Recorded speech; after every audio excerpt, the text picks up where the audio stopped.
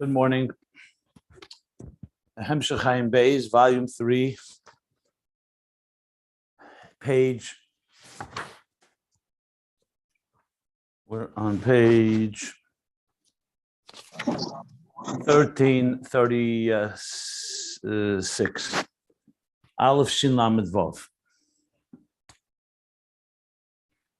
What we've been learning, just to sum up, is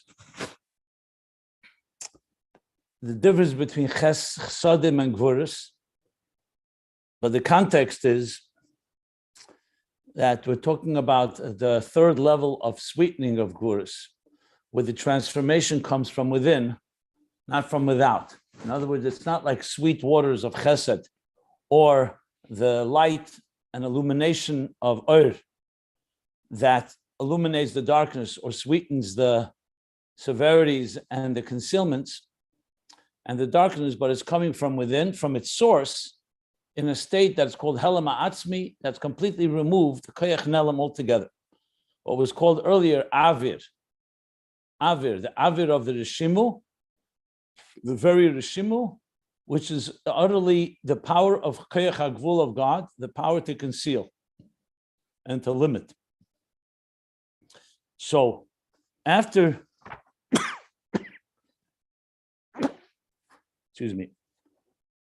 after explaining that on pages, the Avir began on page 1329, and he went through a few pages. So then he brought us back to the pasuk. Well, not back. He brought it to the psukim, the verses in Parsha Kisisa that talk about the revelation of the 13 attributes of compassion, which the Rebbe Rashab is going to explain is a revelation from that place, from that dark Helama Atzmi, that has the power to transform the negative into the positive. Zdeinis Kazachis, that even the sins become transformed into merits. But to explain that, he brought the verse, Vayemer Hashem hine mokim iti, that space is with me, v'nesafta, and I will place you, or you will stand on the rock. This cryptic verse is referring to the rock and the place of the Rishimu, where when Moshe is there, that's where he's able to appreciate and able to receive this powerful force called the 13 attributes of compassion. But then comes and that's why that place, Sur, and Mokim is the Rishimu, what he calls the level of Helam, of Gevurah. Sur is Gevurah, a strong rock. The source of where of all existence is derived from there is explained on page 1334, which in the Kabbalistic terminology is called Butsina de Kardonisa. Either the hard spark or hard flame, or the dark flame. That's Gevurah of Atik. From there originate the 13 attributes of compassion. But then the question is, 13 attributes of compassion and Gevurah don't seem to be consistent. Gevurah, why is it then called Rachamim, compassion? And it's Rachamim Pshutim. It's unlimited compassion. Gevurah seems to suggest the opposite, severity or limitation, concealment. So he explained that there are two levels, or began to explain that there are two interpretations, opposite interpretations in Gevurah. This is now looking at page 1334. One is Gevurah. That means symptom, concealment, and the lack of flow. Heder hashpa. And he explained it with the example of a human being, a isha Gevurah, a tough person, or a hard person, a difficult person, is someone that is withholding. The opposite of chesed, which is a flow giving, to the point that it leads to anger and to anger, to rage. It's a very constrained state. On the other hand, there's a second interpretation. The opposite is that from the word intensity, Gevurah, from an intense flow, not even like chesed, but even more than chesed, because chesed is more of a serene and more of a calm flow. As he explained with a bunch of examples different between animals and cattle, wild animals and cattle, the flow of the blood pressure, that gives us chayes damu nefesh. He explained it also on ashpa of seichel, that Gevurah is when you add passion to it, like through words, that the passion of the fire of the heart is added just to the coolness of an idea. And he explained on page 1335, furthermore, that actually increases the flow, increases even more innovation in the ideas that are conveyed. All this was to come to explain that Gevurah has the second interpretation, which means intensity, an intense flow, takbeirus hachayis, takbeirus hashpa, an intensity of the flow. And more examples. I'm not going through everything here. Then at the bottom of page 1335, he said, another difference between Gevurah and Chsadim is that Gevurah breaks things down into details, into parts, but not just into parts, into infinite parts, because of its intensity. It's like when you strike something and sparks go flying all over.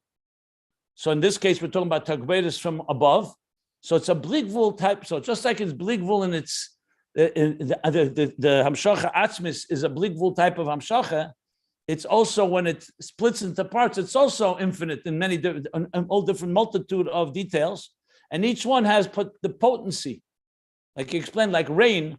So even though the flow of water, chsadim, is like one flow, one united flow. As it is above, that's how it comes down below. Whereas when it comes from Gevurah, it splashes everywhere and it breaks it down like Gevurah's kshamim, like raindrops. So that each raindrop has the full power of what water is, but it's broken into in pieces. So that's what he said. So it's at the bottom of page 1335 and top of 1336. So it goes into all kinds of details, and that's all the takbeirus that causes this breakdown into many details. And that's va'arba zare ve'etle es Yitzchak. That Yitzchak is associated with arba, which means multitude, a ribui. Arba is the gematria Yitzchak, because Gevurah has that capacity to create ribui. Like he said, two things in ribui. So there's no ribui as an incessant, a continuous flow that does not cease. So from more like a qualitative type of ribui. And then there's ribui, actually, beishu be ribui chalkus b'chalokim rab ktanim. It actually has many. So you could have many chalkus mamolta to beribui k'moitipus amota, like the raindrops. And both of them come from this intensity of Gevurah, of takbeirus. Okay. Then he applied that to boneh chayim mizena, the blessing when we say you're blessed with children and with life and with sustenance and food. So he explained each of them comes from Gevurah.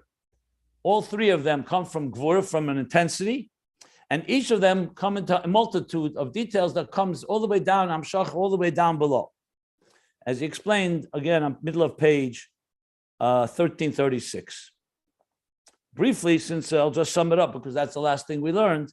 So Bonai, Leda, he says, comes from Gevurah, Kechi v'reishis eni, the strength of the parents, of the father. And it comes in many, that's why you see children, essentially is the power of unlimited. It's ad infinitum, having children. Ein bezag bola. Chaya also comes from Gevurah, Dam, is the source, the Huan Nefesh is the source of life, it's the lifeblood. And that too breaks down every moment. You need a constantly new flow of blood, circulation. He said, Rotze v'shuv, contraction, expansion of the heart to keep the blood flowing, Rotze v'shuv. And it's an unlimited chalkus, which means the life force is unlimited. The only reason we don't live forever is because of Chet Eitzadas, as he explained. And finally, Mizena, sustenance, also comes from Gevurah Shulchan B'tzofen, the Shulchan, the table, which was like the source of sustenance, the Lechem Aponim, the loaves, the bread there, is in Tzofin, it comes from Gevurah. And that also breaks down, when you sustain someone, you feed them, each person according to their personality and according to their needs. And this too is unlimited. The flow that God flows, Mizena, the blessing of sustenance, doesn't have a limit, like he explains. Okay. This is all Gevurah. Mashenke and Chsadim, I'm reading around 2/3 of the way down the page on 1336. Mashenke Chsadim nimdedu gambim kedam. They're not just measured in their flow, but also in their source. Where they begin, they already have a measure. Gambim kedam, chinis mida, lechen yichla shifam. That's why their flow will pause, will cease. That's chesed. And Tagberes has that intensity of continuous flow with an intensity also to break into many details. That's what Gevurah adds to the picture, the second interpretation of Gevurah.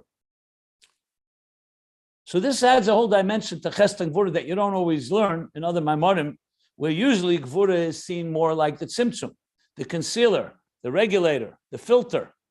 And Chesed is considered the Bli Gvul flow. But when you go deeper, Chesed is indeed a flow, but real intense flow, you need the Gevurah. The Tagbeit is the second element in Gevurah. He still hasn't reconciled the two interpretations, which he clearly stated are opposites. But we'll get to that. But meanwhile, that's where we are. Okay. So I'm going to continue now the parentheses on the line on page 1336. Mashenkin Achsadim, at the end of the line, is a relatively long parentheses till the end of the paragraph. But before we go into the parentheses, I want to just give an introduction to explain, to understand it. He's going to connect it with a theme that was discussed earlier on page 1267 and on. Now, you may recall, and I didn't go a whole summary of Ayin Beis here, even though volume 3 is talking fundamentally, he began with Ein Oid, whereas volume 2 and even middle of volume 2, he began with V'yadaita hayoyim v'shavesa levavecha ki havayu elikim b'shamayim imal v'oretz mitachas, and explained that is the yichud of Havayin elikim, of Helam and Gilui, and that's the usual process. Havaya represents the divine transcendence, Elikim represents the divine within existence, and Havayu Elikim, both in heaven above and earth below, b'shamayim imal v'oretz mitachas, represents that the Helam and Gili work together, and Havayu Hu Elikim, that also the Tzimtzum, also concealment, reveals. This is the essential theme back in volume 2, all the way to the beginning of volume 3. Discussed it at length, how we can bring them together. Essentially, the transformation of the Tzimtzum. We transformed the Tzimtzum because we recognized the whole purpose of concealment was really to reveal, and the whole purpose of Eir Ein Sof before the Tzimtzum is also to be revealed to the recipients and the Kalim after the Tzimtzum. This is a central theme in the second half of Ayin Beis, volume 2. But he didn't explain Ein Oid. Even though he referred to it back in volume 2, Ein Oid comes to add one more thing, not Havayu Elikim, not that Elikim is now a conduit for Gili Elikus, but that the very Helam itself, Elikim itself, reveals the source of where the power of concealment comes from. Here we're all talking about the concealment will be eliminated and it will serve the purpose of revealing that which the whole purpose of concealing was in order to reveal. Simsum B'Shvil Gili. So volume 3 is concerned with the transformation. But as we're going to learn, especially in the next 10, 15 pages, going to come and finish the whole subject matter. So we are coming closer to the end of this whole topic. And we'll see that the usual process in Aveda is Havayu Elikim. That's why you see that everywhere. Baruch Atah Hashem Elokeinu, Melech HaElam, every blessing. Anochi Hashem Elokecha. Havayu Elikim, what we say so many times, including Yom Kippur 7 times at the end by Ne'ilah.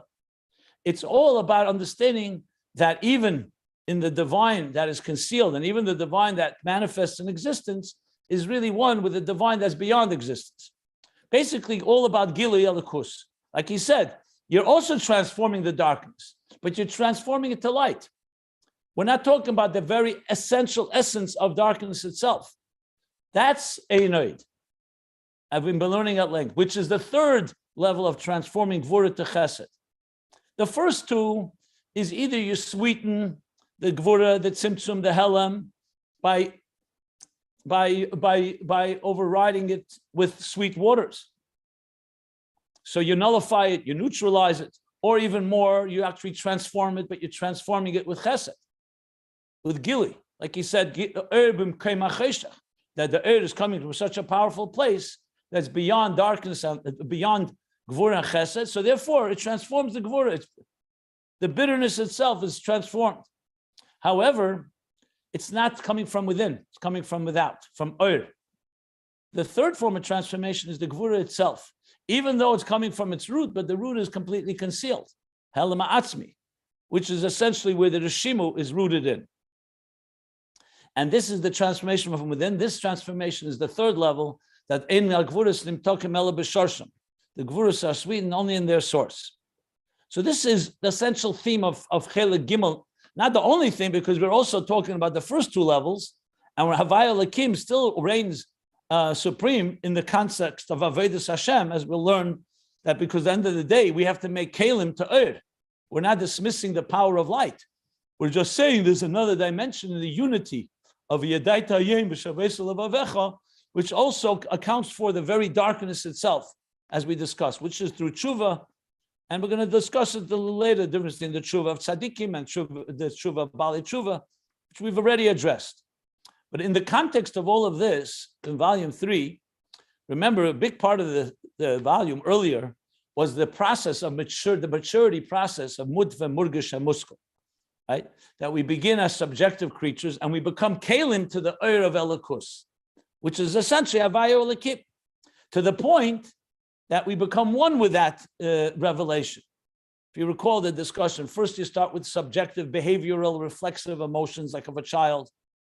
Then the emotions become more mature, then cognitive emotions, to the point that the emotions catapult and propel the cognitive all the way, Chachma and Bina, not just to train the emotions to be directed toward godliness instead of toward self-interest, but basically it's transforming the subjective human being to become one with God, which is quite an achievement. That self-interest and subjectivity of a human being, which is reflected in human emotions, are directed not to ourselves and our needs, but to transcendence and to the divine. And that itself becomes part of our subjectivity because we appreciate that that's the ultimate self-expression, the ultimate actualization of ourselves is by connecting to something greater than ourselves. And there's all the levels, the three, the mutva, murgish, muskel, all the way up to where the midas, the emotions, the chicks in Shiluach HaKan, where Shalach to Shalach is Ha'im, and Bina and Chachma all elevate to gaze at the forehead and the face of Arich and Atik, and thus becomes a great unity to the point that it does transform the Keli to Ur.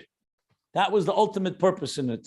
So first you make the Keli become trained and acclimated to receive a little Ur of Elikus. Keli here meaning the Yesh of the subjective person, of the subjective emotions, is becoming a Keli to the Ur of godliness through the Ur of Seichel. And slowly they become one more and more until the Keli itself is transformed. He made it clear, not just enough that the Keli draws down the energy and unites with it, but it itself becomes transformed. So that's when he went back to the whole discussion of the difference between Gan Eden and Elam Haba and this world, the reward. That mitzvahs ultimately in this world generate not just energy of Ur, but also ultimately to transform Kalim. Why? Because the Kalim are rooted higher than the Ur. This was a big theme going back in I'll refer to the pages where he would discuss this, just if you want to look it up. It's page, on page 1260, 1266 at the bottom, he asked the question, where does mitzvahs and simcha shal mitzvah have the power to reach atzmus, which is even higher than all the kavanas and all the giluyim of Gan Eden and all the higher levels of the higher worlds? And the answer ultimately is because Kalim are rooted higher than Ur, and the language that we got taught us here, that the Rishimu, the root of the containers, is rooted higher than the root of the energy in Kav of Ur. This is back on page 1267, 1268, 1269. And the Rebbe Rashab is now coming back to that theme. So you see here how all this is starting to connect. And what is the theme? That why the Kalim rooted higher? Because the Kalim are rooted in Helam Atzmi. Remember that? That's what we're talking about here. This already began back in 1269. We're talking about almost 70 pages ago. He already started discussing.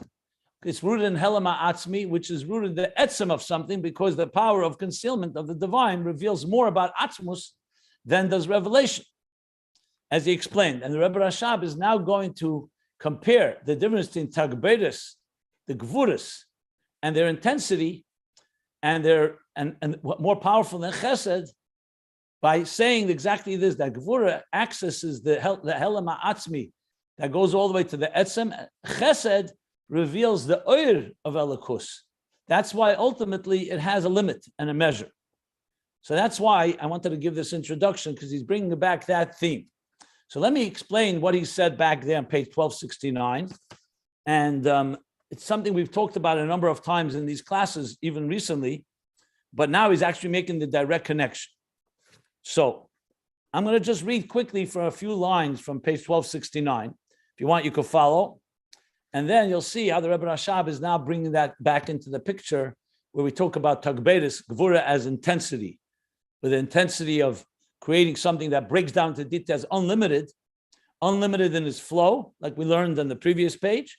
The flow does not stop. With Chesed, it will pause. Ultimately, Gevurah is a Mayan Hamizgaber, like he said, a wellspring that does not cease. It's continuously flowing. It's this intense flow. Whereas Chesed, even though it's Gili, but it's a Gili that has ultimately a limit. So the Rebbe Rashab said these words. On page 1269, he's speaking about the Rishimu. Actually, not 1269. I'm reading from 1267. Sorry. Let's go back 2 pages before that. So he said, I'm going to read quickly here, but just you'll see what I'm saying. The paragraph begins, Achine be'emes. He says, in truth, and this is where he explains how mitzvahs are rooted in the kelim, even higher than Teira Oir. He says, there's a Yisra Ma'al b'chinas HaKelim ala Eiris, because the Sheresh HaKelim, the root of the containers, Kodem l'Sheresh Eiris, precedes the root of the energy. That's why they have an advantage. Also in Ishtalshalos, that Binyan HaChemer, the building of the structure of the Chemer, of matter, precedes the building of the shape of Tzura. Essentially, the Keli precedes the Tzura, the shape of it, or the spirit of it. V'gili Eir. V'gili Eiru Adea Keli Dafke. L'f'efen HaKeli Dafke. And he explains why. Ba'inyan hu, to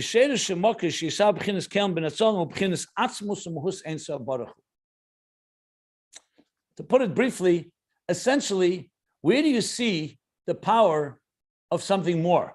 When it creates something that's similar to itself, or when it creates something that's not similar to itself? So the answer is when it creates something that's not similar. Oir is a revelation. So Oir can only reveal that which God allows it to reveal, which is God as a revealing force. And it makes sense. Like saying, like the sunlight is an extension of the sun. But if suddenly from the sun, you would see the sun would produce, let's say here, a beautiful work of art of many different colors. You say, wow, the sun must have some power that's more than just light. And that's what the Kelim are. So he says it comes from Atzmus Ein Sof Baruch Hu, and Sheirish Shemokar Eres and Netzolim Hu Mechinis Ein Sof Bolvat. I know it sounds similar, but Atzmus Hus Ein Sof is not like Ein Sof. Ein Sof is the divine infinite energy that flows from godliness, essentially divine expression and divine revelation. And Atzmus Mus Ein Sof Baruch Hu is the Etzem itself, not necessarily limited to revelation. So he says like this: when you say Ein Sof, something is unlimited, that is not necessarily Atzmus. It usually refers to actually Oyer, because Atzmus is much higher. Atzmus is called Ein Tchila. He has also no beginning. The Teir Ein Sof Shaykh Lema B'Dovish Shaykh B'Reish V'Seif. As soon as you say something has no end, that alone tells you that it's possible to have an end, but we're telling you, no, this goes endlessly. Which means something that has a beginning, and the chiddush is on its own, it also would have an end. That everything that has a beginning has an end. And there you could say there's a chiddush that God infused in Oyer, even though it has a beginning. The source is Atzmus, it has Ein Sof. And I'm just going to skip a few lines. Aval ba'atzmus, the ein lo tchila, the ein lo tichla, the ein shayach be'inyan reish v'seif. But atzmus, you can't say atzmus is ein sof, because his ein tchila, he doesn't even have a beginning. There's no reason to say that. Like he says, ein lo tchila, ein shayach le'me ba'ein sof. Then he goes on to explain So therefore, basically, Oyer is an entity that was given the power to flow infinitely. Atzmus is beyond that. You don't even call it that because it's not defined even by an infinite flow. So now when he goes back, so therefore, here's the story. And this is the difference. Let me just go. I'm skipping to where he speaks. I'm going to the next page, 1268. So he says like this now. I want to go back to Eris and Kalim. So whole arichas about Oyer, I don't want to go into that right now. That's not necessarily here, relevant here.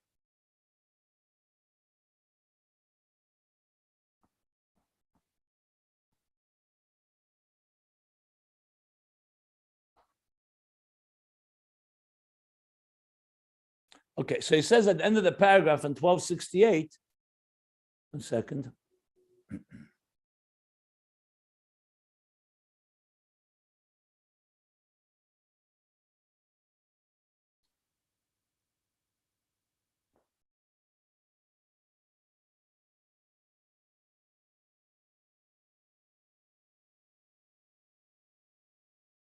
And the root of Kalim is therefore higher than the root of Oyer because the root of Kalim is from Atzmus Mohos Ein Sof, which is higher than Gilui. That's why it's a Keli. Keli is not Gilui. Keli is a recipient, a container. And the Sheresh Eretz is from Ispashtus Eretz, from the extension of light.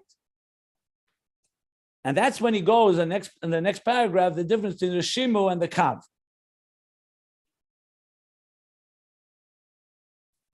So this is now what the Rebbe Rashab is going to be citing.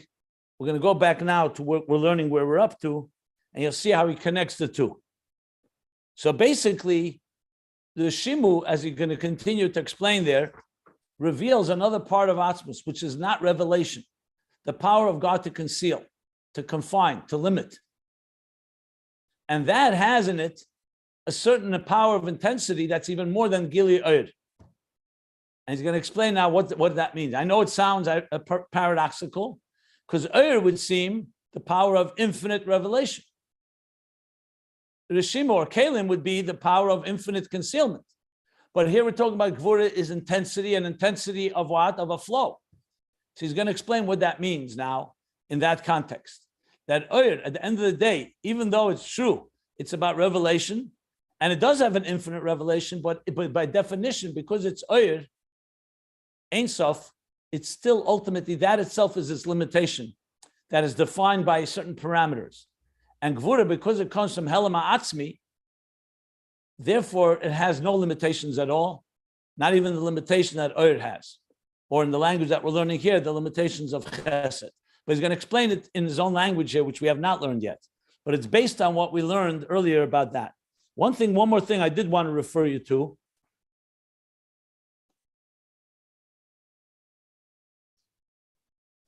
I do want to read one more piece, actually, which will help. I'm now looking at page 1270. So he says like this. In the second paragraph there, he says, proof. Even though, he says, that even though Eir is a level of revelation, and Keli is limitation and concealment. So how do you say it's higher? He says, the root of creating Hakbala and Helam is higher than the root of creating revelation, than the root of Eir. And he brings a proof. I've referred this several times in earlier classes, but now it's time to read it again. A proof for this is the existence of revelation, or we'll call it light. Sometimes I refer to light as expression. The idea that God can express himself in a Metzias Nimtza, that a Metzias is built in Metzias Nimtza, a non-existential reality of God that's not defined by definition and not by non-definition, not defined by revelation and not defined by concealment. You can't define it by anything. There's no definition. Not even no definition is also not a definition.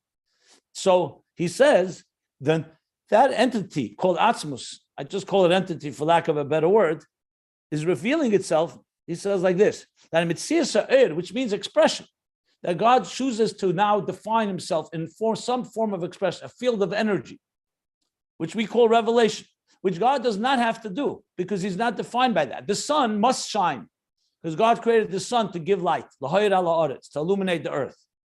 But Atzmus, Chaz v'Shalom, to say he has to shine. He doesn't have to be revealed. He doesn't have to be concealed. Not limited by any of this, but he wanted to create a dirib atachtonim. There should be a dirib atachtonim. He wanted a Metzias Nim to define existence. So as strange as it sounds to us, definition is a complete novelty. God does not need definition.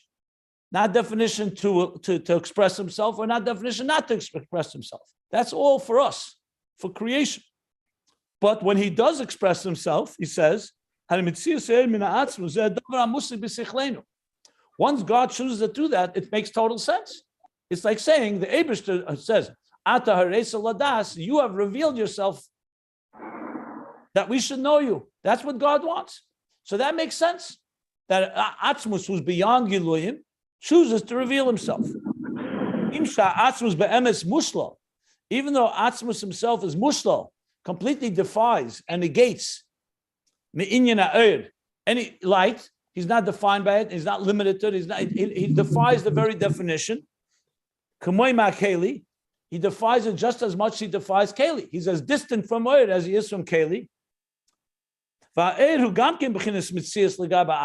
Eir is also an existence compared to Atzmus. So there's still an infinite distance between Atzmus and Eir. U'makol mokim, nevertheless, once Eir exists, once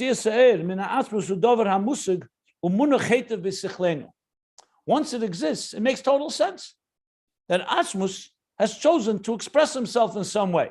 Yes, we understand it's not expressing all of him. And we understand that, but it's like someone said, we talk about the artist. He chose to become an artist. And an artist expresses himself through art. Is he limited by an artist? No, he's not defined by being an artist, but it makes sense. God has the capacity to do anything, and now he's chosen to express himself. So that's something he says that makes sense. And munach, it resonates. It means that's something that we can understand in our seichel.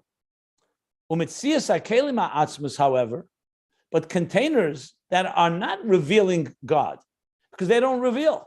Kelim are a product of atzmus.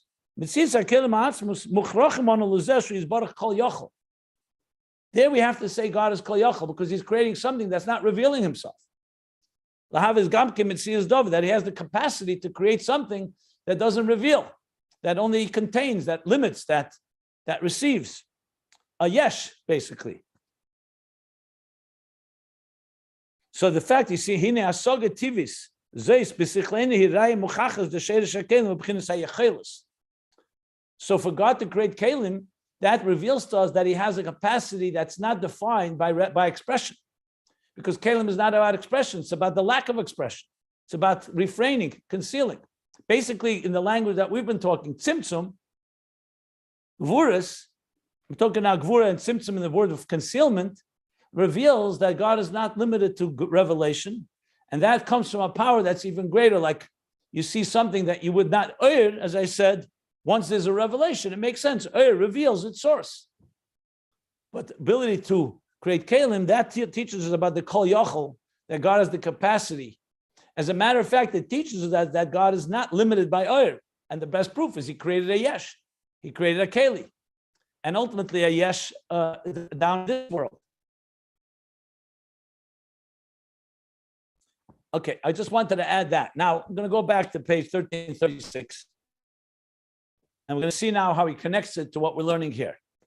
I think it was valuable to go back because it's connected to that. And also, you start seeing here a deeper depth in this whole discussion about what intensity really means, tagberis, and it'll also come to ultimately reconcile the two seemingly opposite meanings in Gevurah.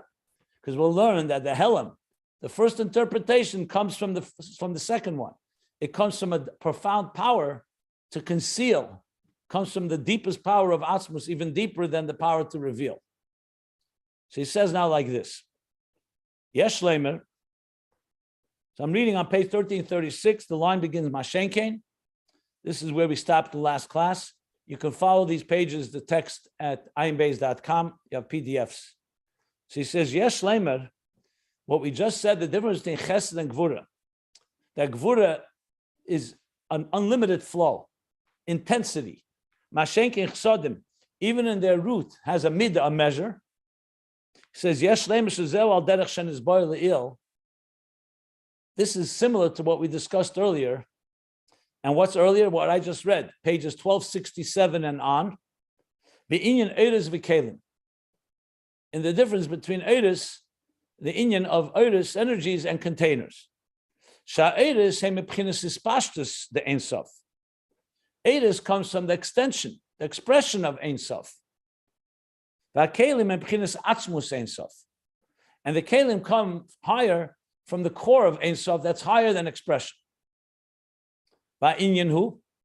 This is a pretty heavy piece, but it's a very, very fundamental one, and actually brings us back to things, ideas now we're calling in volume 1, which I'll soon refer to when we go through this. He's going to explain, and I want to give another introduction before we read on. He's going to explain what exactly means definition, gvul, midah, measure. Now, this is new ideas, if you haven't learned it before, that are really mind-blowing. Because generally speaking, we understand midah, measure, in very simple physical spatial terms and time, space and time. Measure means this table is 5 feet wide and 20 feet long. You know, a human being, 5 feet 10, 6 feet, 6.665. Measure in this world is quite clear. Things are measured in inches, in feet, in meters, in millimeters, in centimeters. So we understand measure as being that's what makes something finite, the finite set of numbers. 1, 2, 3, 4. Now, when you study math, you learn there's an infinite set of numbers, infinity.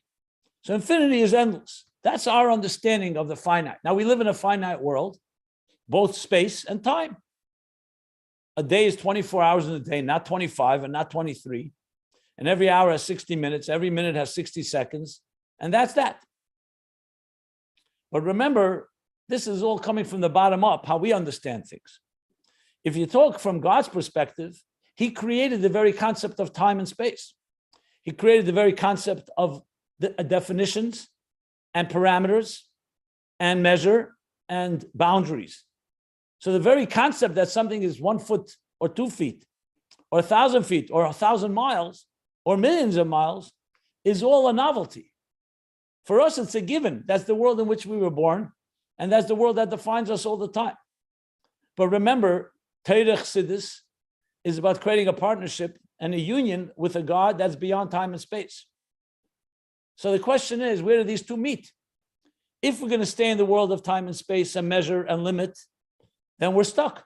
Yeah, we can climb the mountain as high as we can, but there's going to be an invisible ceiling, because how do you jump from finite to the infinite? And remember, God is not even defined by the infinite. Even the infinite, how do you jump from the finite to the infinite? From mortal to mortal to the immortal. From the finite to eternity.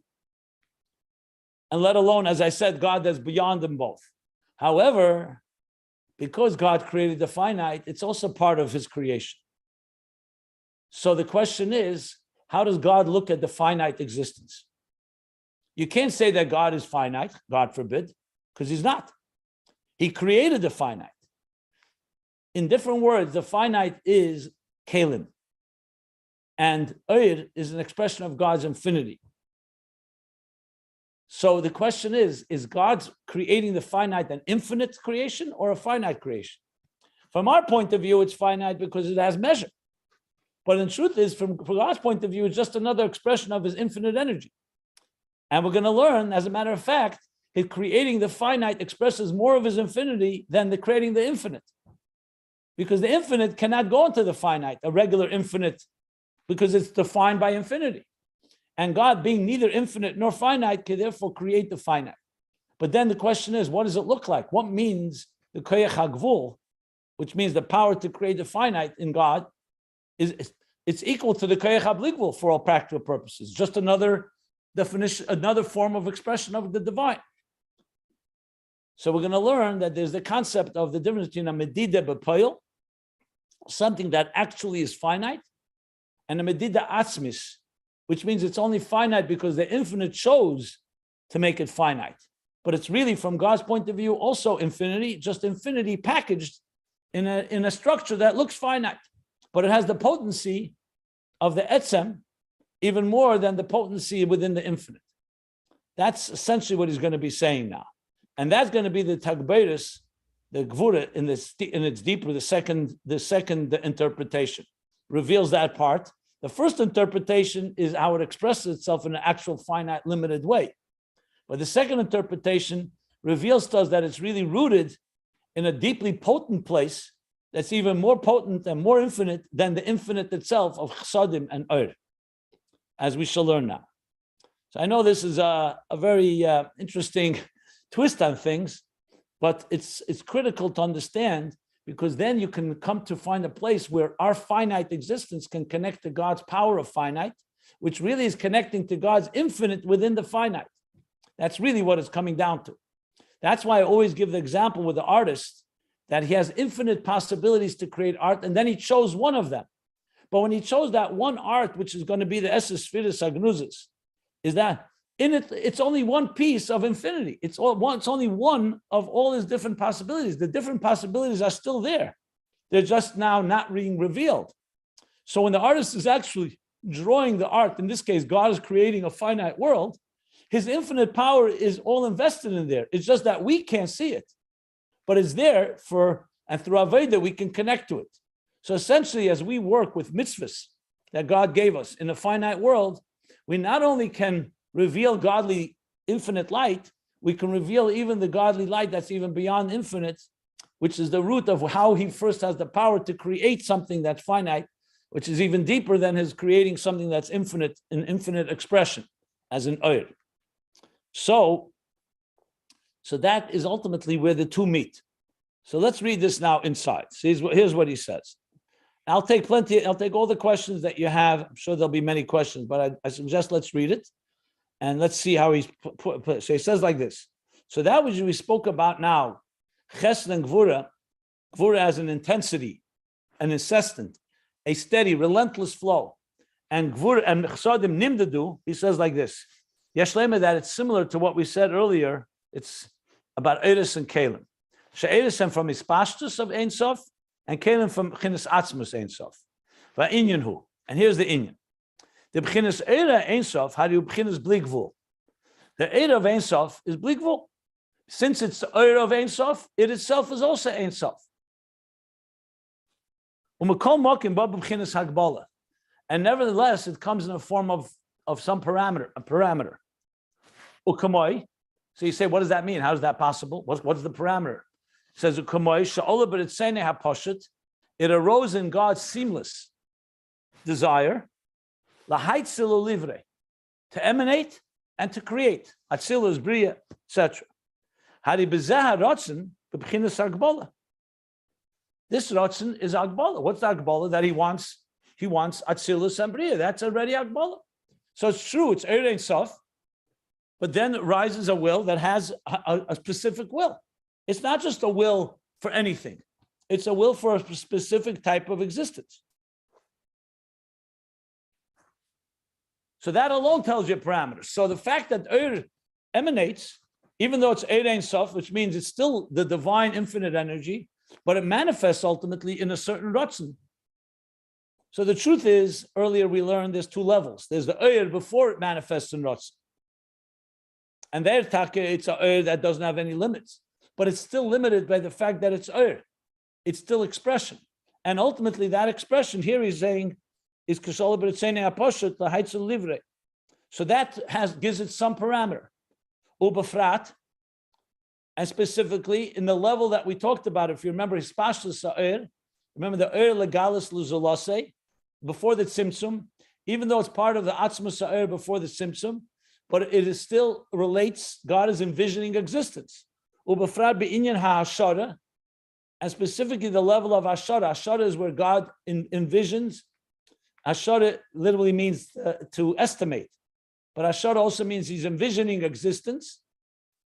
Shashir ba'atzmei b'koyach, that within his own b'koyach he's allocating the resources he will need to create.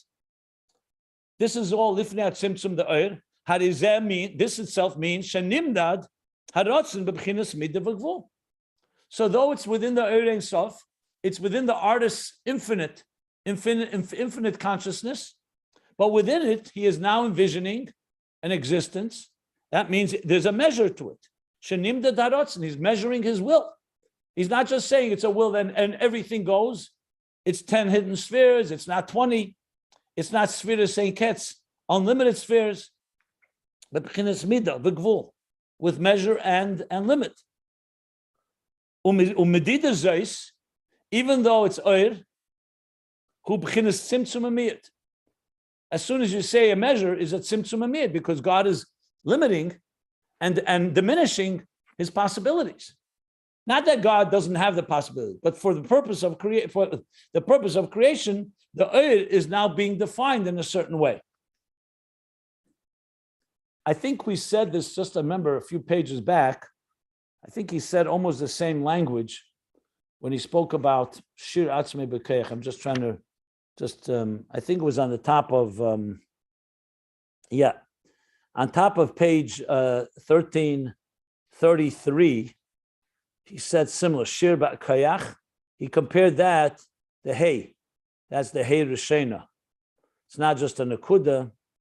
Oh, yeah, that's what he said. In the bottom of 1332, when he said there's the Shem Havaya Sheberotzen, if you recall, he said because even in Ein Sof before the Tzimtzum, there's also a Yud, because first God did not desire anything.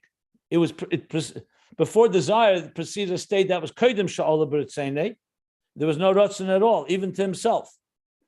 And then they needed a Tzimtzum to come to a Ratzon. So he basically says the same idea in the bottom of 1332 and 1333. So the bottom line is that this Eir is now subject to some form of definition. Now, it's important to remember this is still before the Tzimtzum. You'll say, 1 second, if it has already definition, why do you need the Tzimtzum? We already have a Tzimtzum. Because this is a Tzimtzum within God himself, because he's allocating and he's envisioning the art. Then there's a whole other thing. That's still not creation. If that Eir, even if it's limited compared to higher levels of Eir, but it's still too much, that would not allow space for existence. So that comes the Tzimtzum Arishin that conceals everything. And that's where the Rishima comes into play. So it all concealed. Then comes the Kav and begins to draw from this state of the Eir HaShayach La'elamus that was there before the Tzimtzum. So here's like a Tzimtzum before the Tzimtzum, essentially. So it's already a measure within God's consciousness. However, it's still not the measure that we know what makes that creates reality, actual reality. This is all still within the divine Gevurah consciousness, Lifnei Tzimtzum. So, okay, so he says like that. B'chinas midah v'gvul. U'medida zeis b'chinas tzimtzum amiyat. U'kamoishin is barley il b'kama duchtin. And as it was explained earlier in a number of discourses, he's referring to an Ayin Beis, duchtin or drushim. The ba'ara, when you talk about a reflection, which means light, not the etzem, not the source of light, hari amedide b'chinas midah mamish.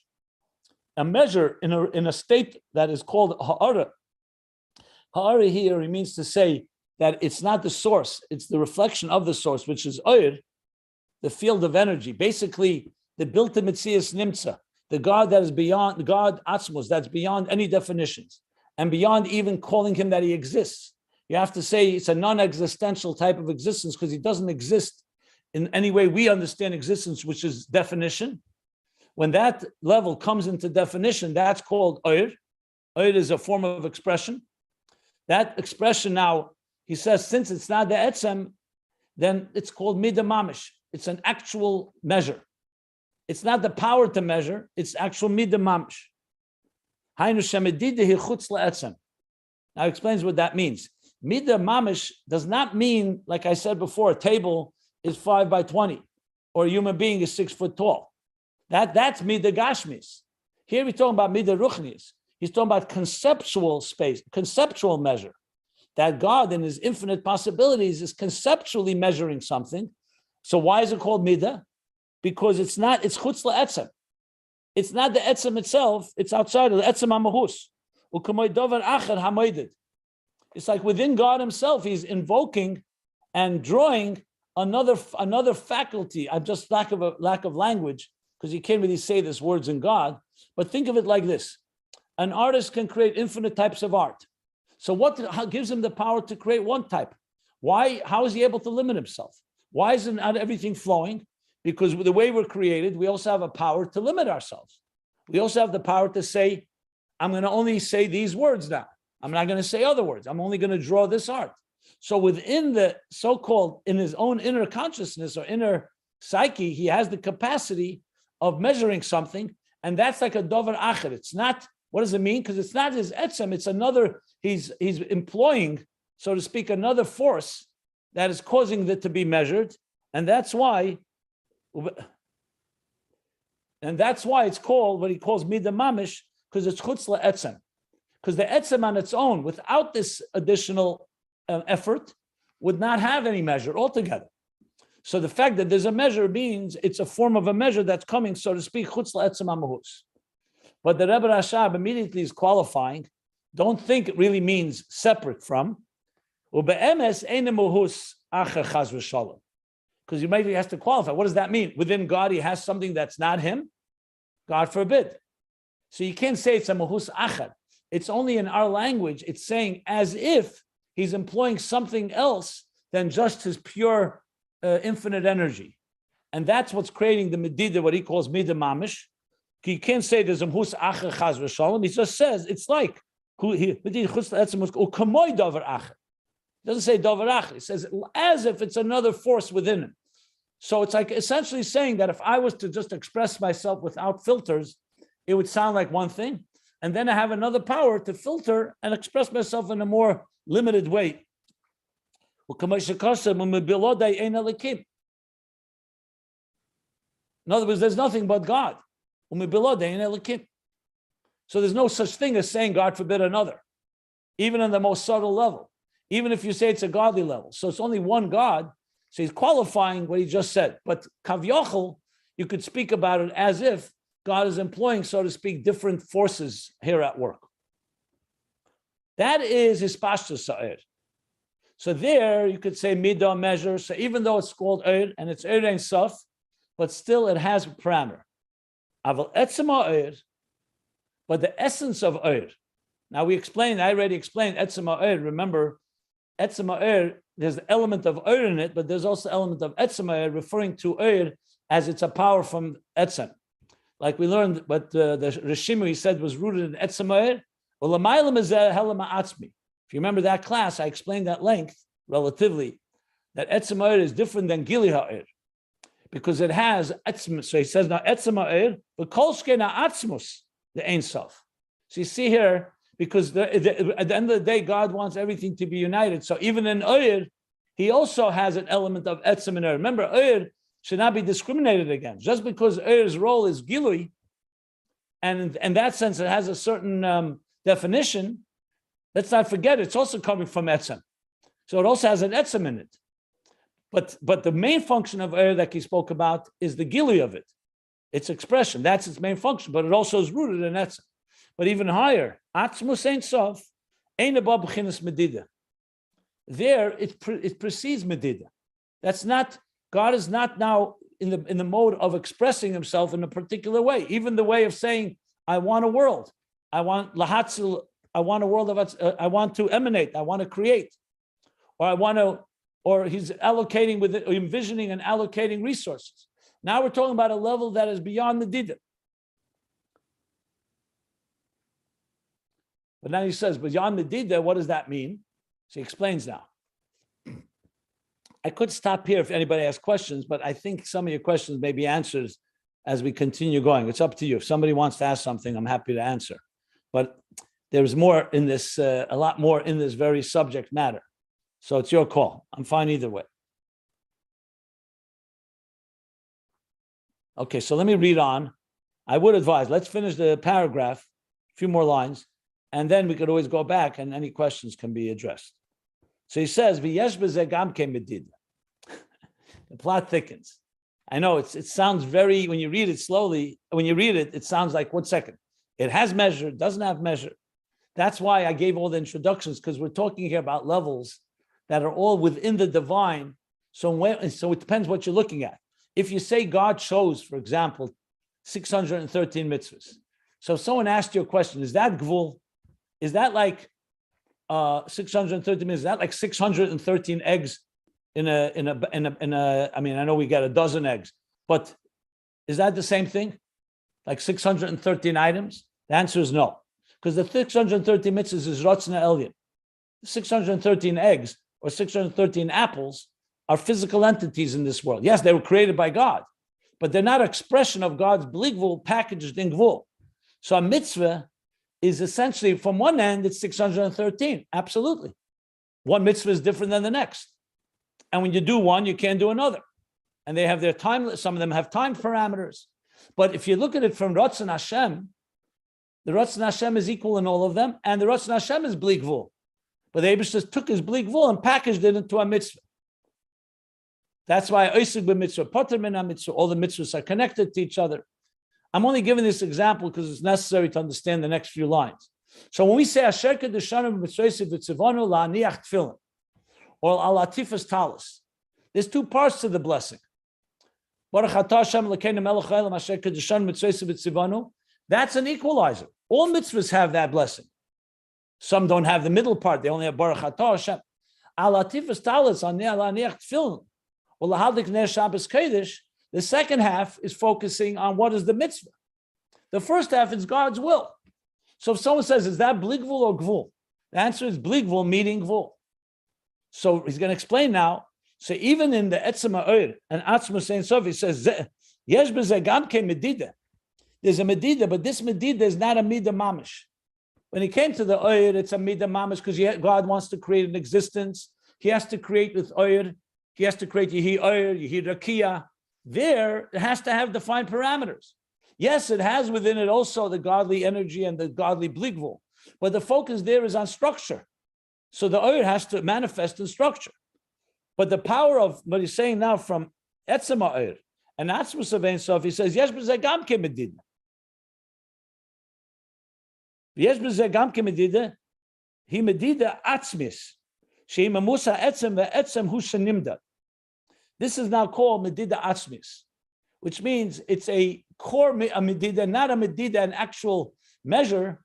It's a medida atzmis, a medida within his own very essence. Not like a dover achar. Remember, by Or he said that zekemoy dover achar, as if another force is coming and measuring. Here it's a medida atzmis. Within himself, he has now defined a certain entity, and he's saying like this. Shema Mehusa Etzem. It's from the Mehusa Etzem. Before he said it's not from it's Chutzla Etzem Mahus by Or. The Etzem Hu Shenimdad, and the very Etzem is now saying, I am going to define myself. So that's different than saying that the Etzem is choosing something that's defined. So, for example, when you talk about creation, so a creation of existence. Day one, day two, there it's actual definition because God created day one, day two. But when it comes to things that God says, I'm going to define like a mitzvah, even though it has a definition, it's an atzmus definition, meaning it's atzmus manifesting himself through this finite entity. And you don't say that about a tree or a frog or all of creation. But and now the Rebbe Rashab explains that this itself can be explained b'shtei fanim, and this is in two manners, two ways. Im shamedida mitzad etzem.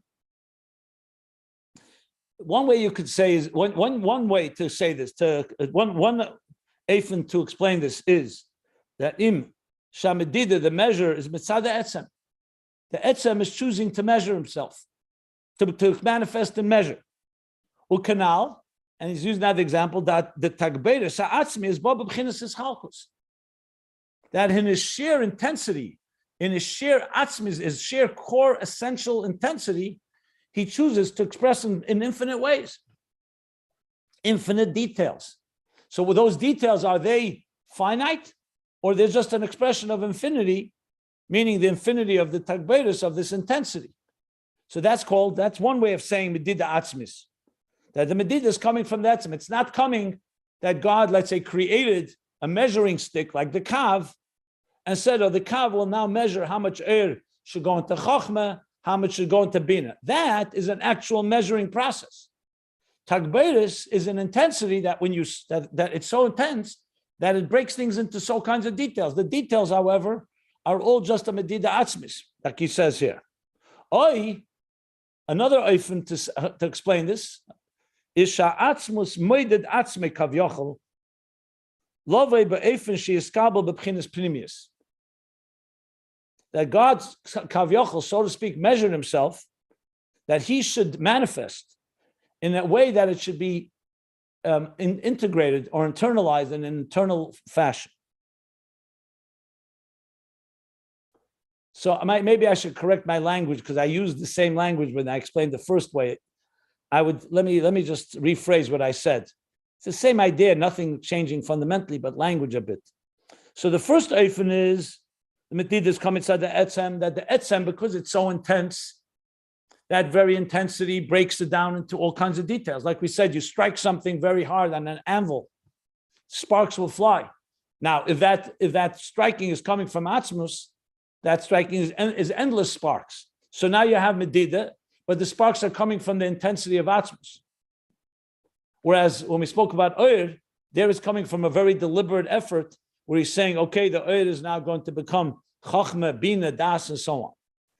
Oy, that Atzmus himself is measuring himself, that he, so to speak, is packaging himself to be received be'efem primi. That's again not like the Esespheres Hagnuzes. That is the infinite, the artist has infinite possibilities. He chooses now one finite set, which is the 10 spheres. Here we're talking about Atzmus himself is measuring and so-called confining himself, like we talk about, I don't think he brings it here, but he talk about like Simtsum Atzmei ben Shnei Badei Ha'aron. So God confined himself between the two rods on the ark, on the covenant, the Aron Abris, which is in the Holy of Holies. So it says that the Shechina Simtsum Atzmei ben Shnei Badei Ha'aron. And that's why in Kodesh Kadoshim you have, so to speak, the Holy of Holies, godliness, and that's why Mokem Ha'aron Eina Min Amida. The very space of the ark doesn't have measure. But it says Mokem Ha'aron. It has space, but at the same time, the space doesn't have measure. So the question is asked, one second, didn't God confine himself in everything in existence? Also in a flower, in a stone, in a frog. Everything is godliness. No, but there, the godliness went through a whole process, that the godly energy went through Shem Elikim and through Tzimtzumim, and the energy is actually tailored specifically to that item, and it's concealed. The difference is, in Kodesh Kadashim, it doesn't have any Tzimtzumim. The Tzimtzum is only because he chooses now to be in this place, but you don't have a real concealment. You don't have real diminishment. It's just the Atzmus and the Bligvul of Elikus, he chose now to put in a place called the Holy of Holies. That's why a table or a tree or a frog is not Holy of Holies. It also has godly energy. But you can't say it's Atzmus, the Koyach Atzmus there. The Koyach Atzmus to create it, but not the Koyach Atzmus is not revealed. That's why Mokim, space in this world is space. You don't say the space, every inch in this world also has no space. Only in the Holy of Holies do you say such a paradox. Because there it's an expression of this level that he's talking about, where that Atzmei Kavyachalov B'Yifresh B'Chinas Pnimis. I just need to say this: the Rebbe Rashab in Ayin Beis says things that he usually does not say in other Maimorim. We're now in a section which this is really almost like the unspoken part of Chassidus, where you find much more in the Siches of the Rebbe Rashab. In Torah Shalom, you hear this language more, but in Ayin Beis is one of the only places where the Rebbe Rashab from time to time will start speaking as if he's speaking off the record. So you'll see language here that you don't see usually in Maimorim. And that's part of this. And it needs a lot of explanation. In truth, these lines, you could spend hours to explain it. And I'm trying to explain it to some extent. But don't be surprised suddenly you're seeing such, it's like almost like the Rebbe Rashab is explaining an idea in Chassidus here, more than just saying a level. So you see here, especially it says, Tuay Fanim, this all is a language that is a language of when you explain Chassidus. But in Ayin Beis, the Rebbe Rashab, this is a gift to us that is explaining an Indian Chassidus that usually you would hear in more like the informal talks or in the informal conversations around Chassidus. So there he goes, the second Oisha. Now, this is not a contradiction, these two Eifanim. He says, B'shtei Eifanim, meaning that to explain Medida Atzmis, you can explain it in these two different ways. But they're obviously consistent with each other, just two different language of how you explain. But both of them are not like Oyer, because Oyer is an actual Medida. God shows a world, he wants parameters. So we need to have a world of truth. For it to be Tachtenim, you need actual parameters. You can't say it's only parameters in our eyes, and they really don't have parameters. They are parameters. Because if not, you could say, you know what how could you say, why can't you daven Shachris tomorrow for 2 days, or put on tefillin on Monday for Sunday as well? It's not just for us, because the Eibishter himself said, I want parameters. That is coming from Oyer. This we're talking now is coming from Etzem. And the Etzem is where the parameters are all within the Eibishter. He's choosing it, but he's not being defined by it. And that's what he means here, in contrast to the Eiris and Kalim, that the Eir is the first and the Kalim is the second. And we see clearly that the Kalim, is associated with Tagbeirus, which is the discussion that we're having here. So this Eifen, not just the first Eifen, which he called Tagbeirus Atzmi, is the intensity of flow that breaks things into infinite pieces. Also, the Atzmus Moeded Atzmei, this also comes from the level of Gevurah, Lies Bebchinas Er Pnimi, because he wants to manifest in an Er Pnimi, in an immanent energy. This is most likely the Maimon L'Kutei Torah says, no, Seis Osis is in L'Kutei Torah, yeah, Shir Hashirim. The explanation of Seis Osis. I have to look up what he says there, but he says that's what he's quoting here. So it's also Gevurah. This is the Elam Atzmi. This is the Elam Atzmi. And both these manners that he just explained, who shekol chelik, who are etzem, the eina b'bchinas hamedida. And in both they find that he just explained, every piece is like the etzem, who is the etzem, and not really something that you can call medida, measure.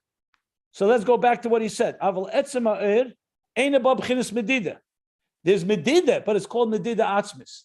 But so basically, it's the level where the same Eibishter who says, I can extend infinitely.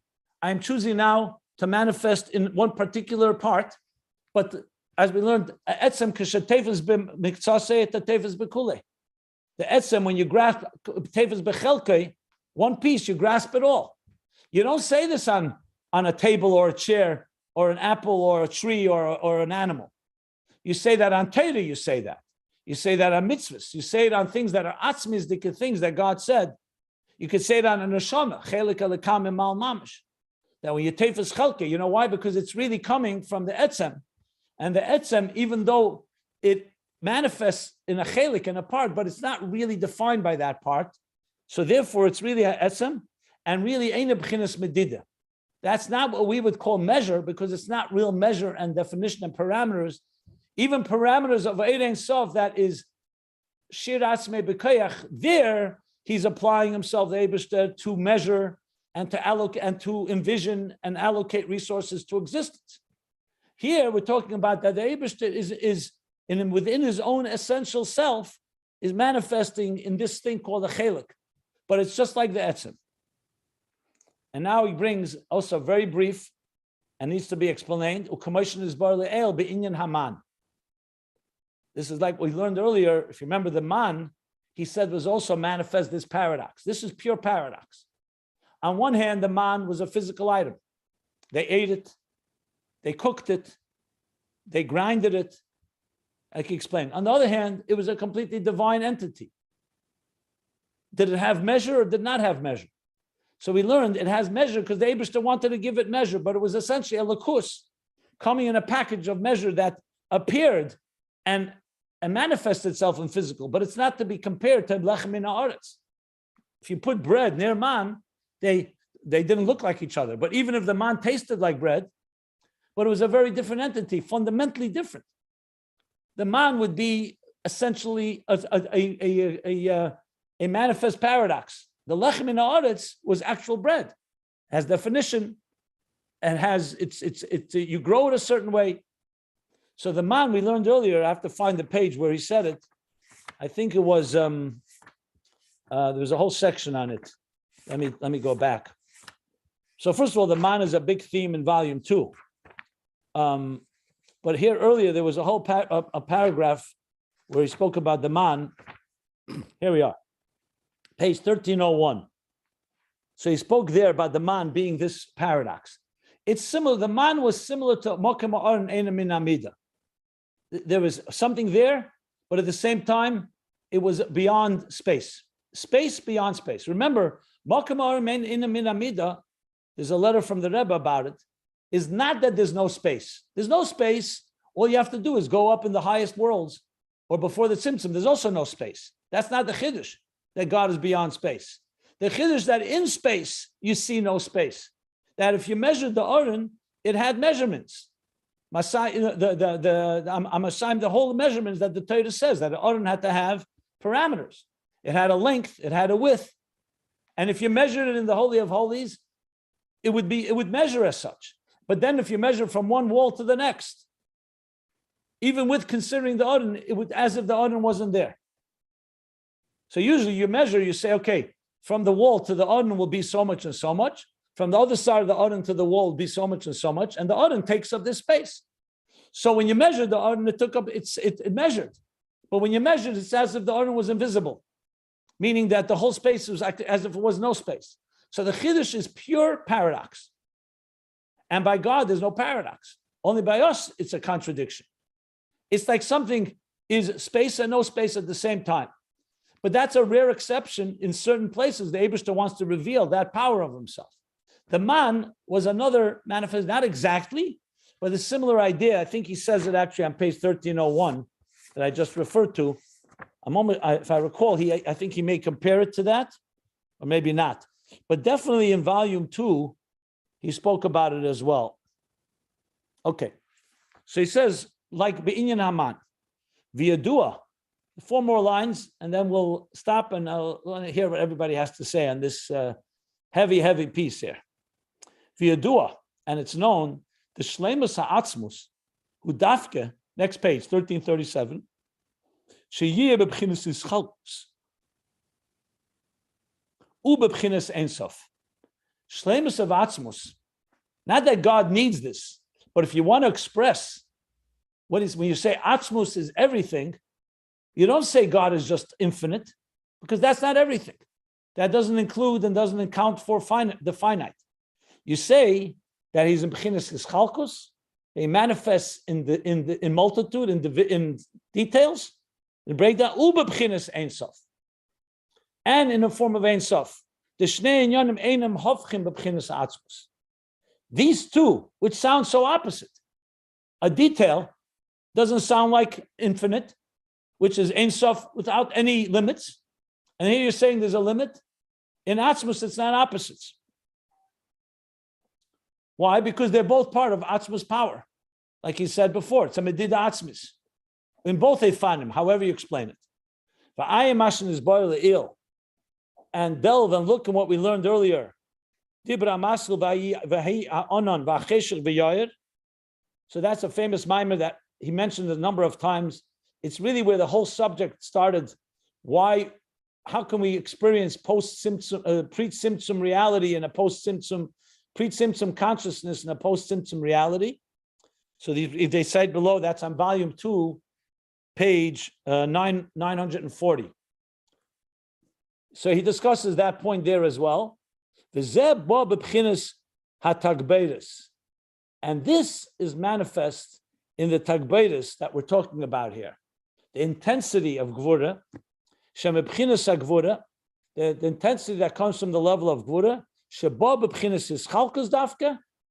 it comes in a breakdown, like we said, a breakdown of details. But it's not details as measurable ones, as based on like measuring 1, 2, 3. It's coming due to intensity. It's coming to the atzmisdika power. So just like Atzmus has a power to flow endlessly without the division, he also has a power to flow endlessly in many different details, in infinite details. And this is chalkus.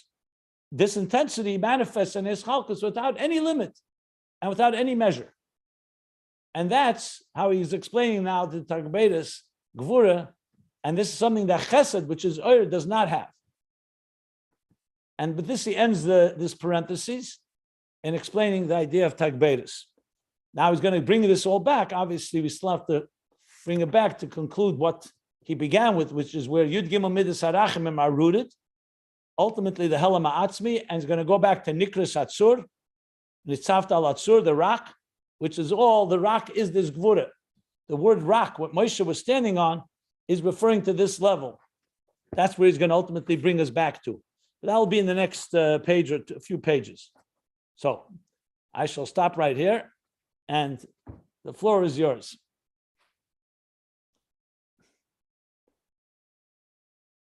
I will tell you, before anyone says anything, this is one of the pieces you're going to have to read many times. I can tell you that. It's not easy because it's very abstract and it's not things we have tangible ways to explain. But if you're familiar with quantum mechanics a bit and some of the discussions around indeterminism and discussions about things that are they probability, do they actually have parameters or don't have parameters, it can give a little taste. I wouldn't say it's completely this, but it's that those abstractions can help understand some of these ideas.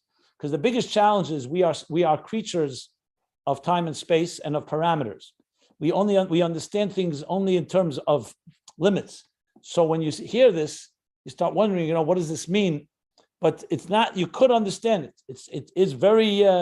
It's actually brilliant and fascinating, but it's not what we're accustomed to thinking. You need to use a little deeper intellectual tools to understand these type of levels.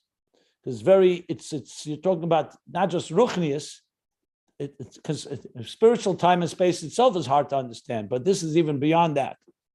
I just want to say one more thing. It says in the Chassidim would say, or maybe it's from the Rabbeim, when the Alter Rebbe when he ate a meal, it was called Koyach HaGvul Shebe'ein Sof, Medida Atzmis. We eat because we need to eat. But the Alter Rebbe ate, it was essentially like Elokus manifesting in Gvul. So it was the opposite. We start with a Gvul and we try to reach Elokus. But sometimes you go from Elokus into Gvul. Just wanted to throw that out. Okay, any questions, anything you would like to hear more explanation on, please.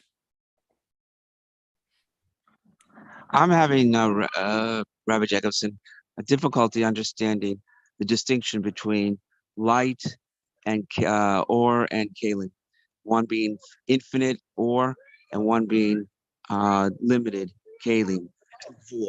Because it seems like they're both, first of all, creations, or makom and zman.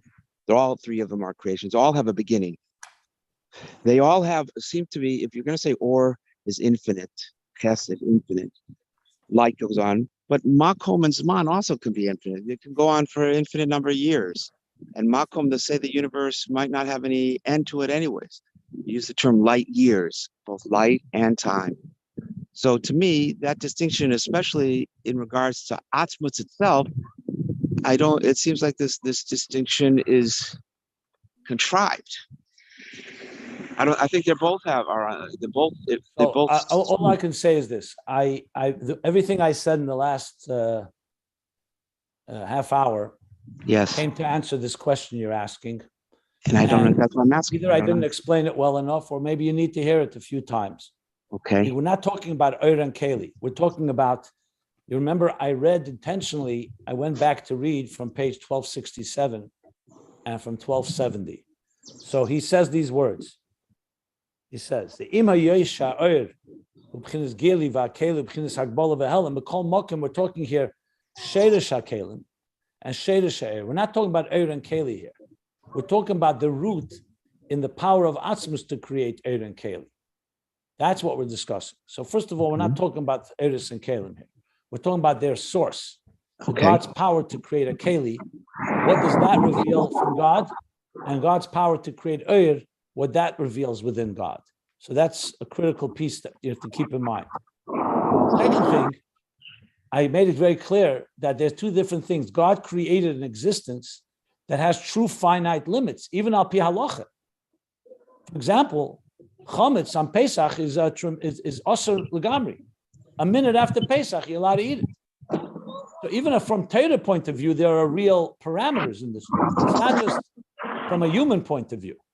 And yet, how do you explain finite within God? That's why you need to come to another dimension of understanding, medida atzmis, and that does not exist in this world. Only in the places God chose to manifest. Like Mokem ha'orim eina min amida is not light years and the infinite potential of existence. Because then you can say everything has infinite potential, even a petal of a flower, even a raindrop. But that's not the way it is. In a raindrop, you're not going to have infinite potential. In the Mishkan, in Torah, which is ultimately Ein Sof packaged in Gvul. So bottom line is, there is real Gvul in this world, there's real Bli Gvul, and there are places where they come together and they interact. Eliezer, can you mute so we Only can in hear his answer? Atzmus. Yeah, maybe everybody should silence while I explain this, yeah. And only in Atzmus, so in other words, there's real Gvul in this world, there's real Bli Gvul, and only Atzmus has the power to totally unite the two without seamlessly, because they're both equal by him, and they're not even a paradox. We don't have that capacity. You could say some people are busy with the finite, some people are busy with the transcendent and the infinite. But to join the two, you can only have a koyach atzmus. Oiris give us a taste of the finite revelation. Kalim are also finite. They're even more finite than Oir. But their root to be able to create a keli comes from atzmus. And ultimately that will reveal to us the power of atzmus that's beyond even the infinite Oir. What he's really saying here is that infinite is finite, and the finite is even deeper than the infinite, if you want to put it in different language. But Al Kaponim, I can go over, that's why I said my introduction, I said this is going to require, in my opinion, more than one reading and more than one time of explaining. I'll try to explain, but it's not going to be a quick question and answer thing. It's coming to really fundamentally understand how it is above, how it is below, and how it's in between. And also going back to the pages back in 1267 and on. So that's what I would add to what I was saying. Maybe I repeated myself. Okay.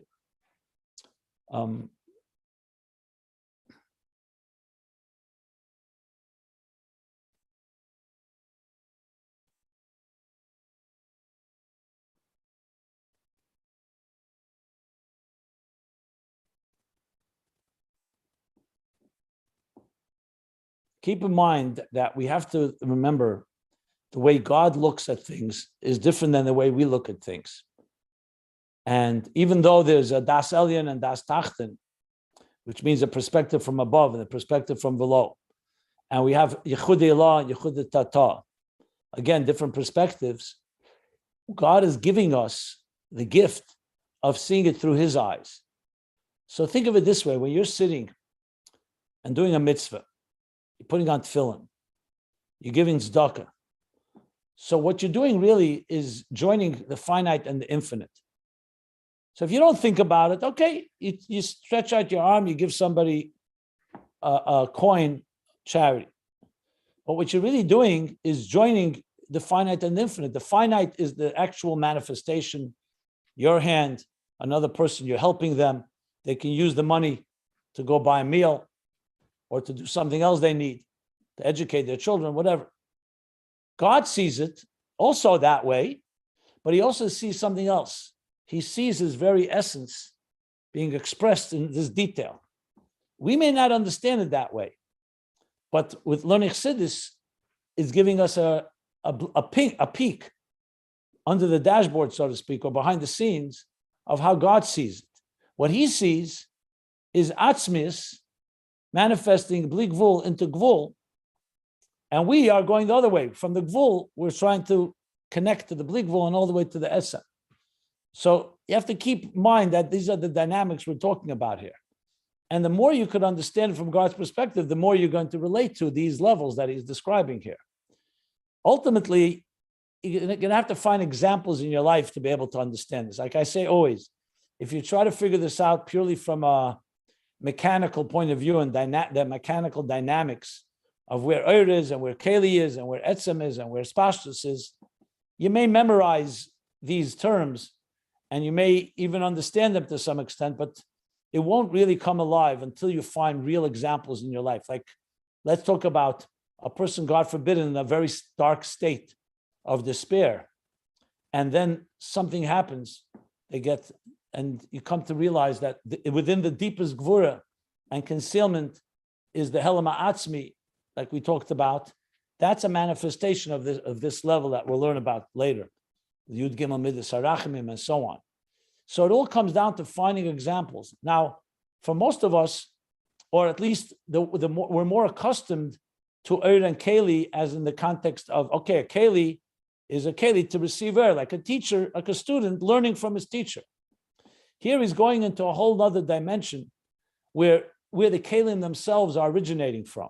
How God chose to make Keli, how God chose to create an existence that is nothing like himself. Ur, Atzilus, looks like God. Doesn't define God, because God is beyond Chochmah, Bina, and Atzilus. But Atzilus is nothing but a perfect world created by God. It's a divine world. It's divine Chochmah, divine Bina. When you go into Gan Eden, you see nothing but godliness. Whatever the level of godliness, maybe limited godliness. When you come in this world, you see anything but godliness, ostensibly. Everything is selfish. Aniva Afsiate. Every human being right now, 8 billion people on this planet, mostly are pursuing their own agendas. And many of them are completely antithetical to God. What does that tell you? That God, besides free will, that God created an existence completely unlike himself. And that's where he wants a Dira B'Tachteni. And Chassidus, in his brilliance, is looking to understand, what do we learn about the God that created an existence completely not like himself? So it's not that the existence is the Sheirish HaKelim that teach us about these levels. Now we're talking about the Yesh HaNivra, and then it goes even further in this material world. But it's essentially the same idea, that the more different something is, the more it teaches us about deeper dimensions of godliness. So paradoxically, the darkest of dark, yes, the darkest times of the Holocaust can teach you more about Atzmus than the greatest revelations of the time of the Beis Hamikdash and Matan Torah. Not that we want it, and not that we asked for that, and not that it wasn't horrible. Because remember, at the end of the day, it was terrible. We're not saying it was good. But how could such a thing happen is because there's a Helama Atzmi that created a world where people can behave that way. So it's, again, not a justification, and not we look forward to it, God forbid, it's the worst of the worst. But at the end of the day, it's rooted ultimately shtalshel and many tzimtzumim. And this doesn't justify people behaving in atrocious ways. It's just explaining the possibility of it in the context of a God that created a good God creating a world. So all this is part of understanding these deeper dimensions. Just putting things in perhaps in a little different context, in broader terms. But hey, listen, no one ever says it's going to be easy. You got to work on this. You got to learn it again and again. And we struggle through it. Do what I do. You read it again, you read it again. I assure you it's going to get more confusing before it gets clear. That's always the case. But that's a good sign. It means you're getting there. The more you don't understand it, the closer you are to understanding. How do you like that? So I'll admit to being in that category. I can tell you that from hard-earned experience. Yeah, well, I'll admit to being in that category this morning on this particular shiur. I don't know if you, on that last example, if you could elaborate just for 30 or 60 seconds about how the Holocaust somehow teaches us more about Atzmus than I don't know, doing a mitzvah, or if that would take like an entire. I'm just invoking some thoughts we learned earlier, that when you see total darkness and there's no hopelessness, that obviously human beings were involved and they will be accountable for their atrocious and horrendous behavior. But the fact that God could allow a world that he created where such possibility tells you that the tzimtzum is so profound and the power of concealment of God is so deep that it goes against everything that God wants. that tells you that Atzmus is completely beyond our, we can never fathom such an Atzmus. Because we ask ourselves, what is this? What is this? Somewhere you see a little light. Oh, okay, I understand now. Because it was meant to lead me to this thing. So it's just meant to teach us. Again, I'm not saying we needed it for that purpose. We never wanted it, we don't need it, we don't ask for it.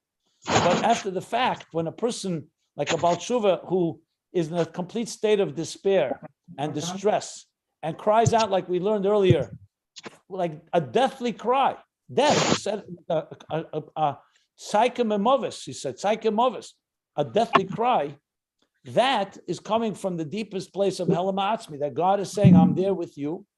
And even though you don't feel it, and it's a koyach nelam, and so on, you're a completely lost soul. He used those words. And a kalsha bekam and all that, they're embedded in there is this koyach helam of Atzmus, which is far beyond. Gilui, like we said before, it makes sense. It makes sense that God would manifest in light. But how could you say find godliness in darkness? That would be, so I'm not really saying anything new that wasn't learned before.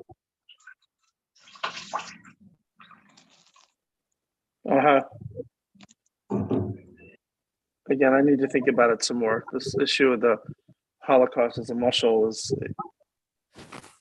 there was no crying out for the people that weighed 10% of their normal body weight, and they cry, and the most observant Jews.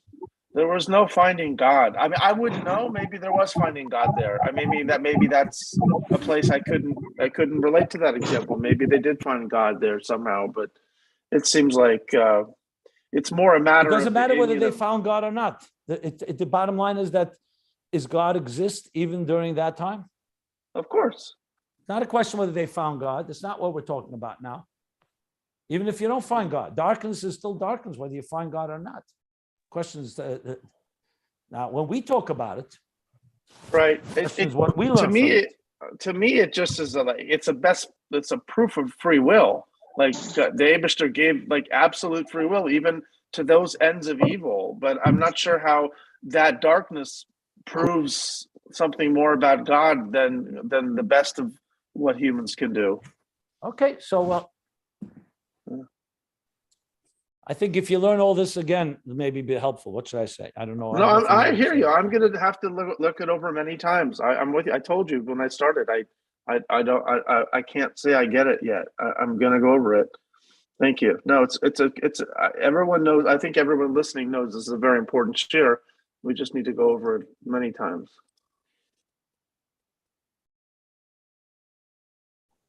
Reb Simon, you said it very well. This is almost impossible to understand. This is so deep, especially related to us. We understand that it reveals us that Atmos is above everything that we're imagining, Gvul, and all of this. But at the same time, the Yitzchok expressed something very powerful. Why is there a need to express Atmos in such a way? For what purpose? Okay, so this is the whole idea of the Helam Atzmi. But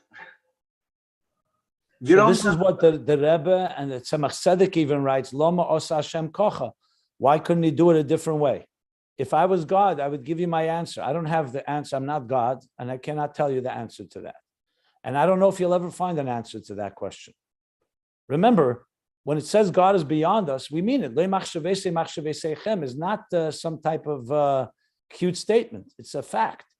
So the answer is you will never find an answer to some questions, and you just have to accept that. I find that to be actually the best answer. You want to fit God into some logical formula? You're not going to. Yes, you can explain a lot of things, but this one maybe never explain, and maybe that's exactly the point. Like the Rebbe says, if Hashem God wanted us to know why, he would tell us. I don't have an answer to this question you just asked. I will never have an answer. And Ayin Beis doesn't come answer that question. No one comes to answer that question. What I'm trying to understand. That's like saying, why did God, Nisava Kodesh Baruch Hu liyisle did it b'tachtenim? So the question is why? So we say a taiva nishtarkin kasha. We don't know why. There is not going to be a why for that. It's when you come to peace with that, then you start becoming more comfortable with Atzmus. Remember, Atzmus is not going to fit into your comfortable understanding of things. Now, sometimes he will, but many times he won't. Eventually, we'll say thank you for that. The Rebbe said it. Say thank you doesn't mean you'll understand it. No, the Mashiach will come. I think we will. I don't know. I never saw anywhere it says that we have to understand this, that we will understand it. I never saw. It says Oitcha Hashem. It doesn't say that that will understand. Who says understanding is the beginning? And let me ask you something. Who made it? Who declared that understanding is the beginning and end of everything? Since when? It says Les machshavet tfise beklal v'iyu tofis berusa delib. That's what it says. There's some things you grasp not through understanding. You have to have other tools. So understanding is very powerful and very good. But you know what? This to me, I mean, I've been learning Chassidus a long time in my life. A long time I've come to this clarity that understanding is only one piece of it. I relate more to Atzmus that you can't understand than Atzmus that you could, to be honest. To me, it's much more sensible not to understand than to understand him. And that too is understandable, if you ask me. But everybody has to figure that out at the stage where they're at. You know, first like the Alter Rebbe says in Lekut Teirav Eschanon, today we understand things, and there's some things we have to accept by faith. Tomorrow, that which was faith yesterday becomes understandable today, and then faith moves to the next level. It's like climbing a mountain. Today, what you didn't see in the horizon, tomorrow you're able to see, and then you see further that the horizon is even bigger. And the higher you go, the more you see how much there is more to go. And the more you understand, the more you understand how much there's beyond, and that's beautiful. And there is no vacation destination where you're going to say, oh, okay, we reached the peak of the mountain, and now we can go smoke cigars and drink cocktails. That's not happening, my friends. Not with all is correct. But you are right, because this is what the Eibster is. But I think that someplace the Nisave is in the Tachtonim, that someplace there is, without understanding, there is a point, the feeling that not only that the Eibster is correct, and this has to be in such a horrible way, that this horrible way will come to a point, even though that right now we have no understanding, we come to a point that we will I would find it good quite way in our terms. I would find it quite disturbing if somebody could explain to me how taking a newborn child and smacking them on a wall and shattering their head, or putting them into an oven or in a gas chamber has an element of Gilead Lakus in it. I would actually not want to hear anybody try to explain that exactly. Why would we want to try to understand that? No, of course not. Impossible. But to know that eventually we are going to say thank you for that means that we will feel good about it. Not that we'll never understand it. No, I think we'll never feel good about the tragedy. I don't think we'll ever feel good about the tragedy. We'll be able to experience why it was possible that God created a world of such a Helam where things like that could happen. That's a different story. When we say, let me just say something I think important that you need to know, and maybe this is critical.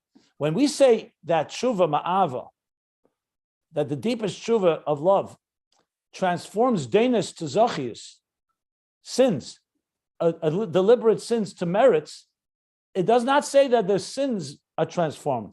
The sparks that were trapped there, the divine sparks, that were trapped, that we could not redeem, that's transformed.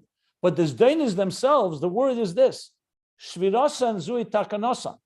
Their destruction is their repair. We're not looking to redeem them. We're looking to destroy them. Their destruction is what they were meant to be. They were meant to be destroyed, not meant to be redeemed. The sparks within them are redeemed. And that's a critical distinction. We're not looking to redeem sins.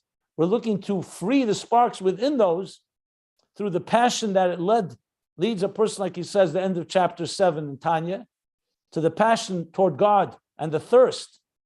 And the negative, let's say a person, God forbid, murders someone, or somebody did some other terrible crime. The crime itself will then be completely shattered and destroyed forever and ever. Ruach hatuma aver min haaretz. We will, the spirit of toxins and pollutants will be removed. It won't be transformed. What will be transformed is the energy, the divine energy within it, which comes from the Helam Ha'atzmi. You're right. You're right. But there is a very thin layer here. You're right, you said it. The evil is going to be Aver Min Haaretz, but it's going to be a very deep, satisfying with having all of these horrible things. We cannot understand it today. The Rebbe said it when he was a child. Now, also remember, remember that Ayin Beis is not discussing the Holocaust and not discussing tragedies. I just brought it into the picture to explain the darkness involved in it. I'm not here to talk about the Holocaust. And the Rebbe Rashab doesn't make any reference to that as well. He doesn't say we'll understand or relate, doesn't even bring Oit Hashem Kanaftabi. So remember, going back to the themes, he's discussing about the Helam of lost souls, of Kal Shebekalim. So and you give him Midas Harachimim and so on. So it's important to keep that in mind as well. And it's an important topic, but it's somewhat, not all of it is within the parameters of Ayin Beis that we're learning now. But basically, this is covering, it's not only the Holocaust, you have people today that are going through. Yeah, I understand. I'm talking about every tragedy and every form of difficulty. And also, just keep in mind, I would not go to speak to someone, a mother or father, or anyone who suffered, and start telling them this Ayin Beis. There you have to be sensitive and hold their hand and be loving and kind and give people hope and strength and so on. So we have to also know, we talk them to the actual tragic event, or you talk about it from a distance. That's why it's important to keep that separate too. This is not meant to be a thing that we apply Ayin Beis to a Shiva call. I would not go there at all. That's not the point here at all. Just also it's important to emphasize. You're right what you're saying, but the bottom line is it is connected. It is going together. I said what I said. I would not bring the two together, but okay. So let's stop here. Top of page, finish the paragraph and the parentheses.